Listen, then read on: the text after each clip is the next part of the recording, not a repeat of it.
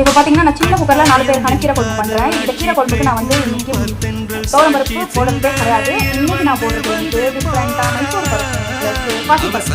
இதை வச்சு நம்ம கீரை குழம்பு டேஸ்ட்டாக எப்படி பண்ணுறது பார்க்கலாமா? பார்த்தீங்கன்னா நான் அந்த கீரை குழம்புக்கு ஒன்றும் இல்லை, நார்மல் எல்லோரும் சேர்க்கிற பொருள் தான். பூண்டு, பச்சை மிளகாய், வெங்காயம், தக்காளி. நம்ம இது கூட நான் கீரை சேர்க்கணும். மஞ்சள் தூள் போடலாம். கீரை பாலக்கீரை கீரை போட்டு வச்சு நம்ம கொஞ்சம்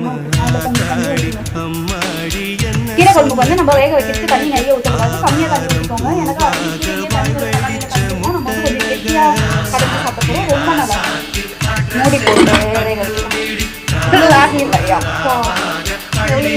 மைசூர் பருப்பு பாசி பருப்பு போட்டு 2 விசில் அதில் இருக்கிற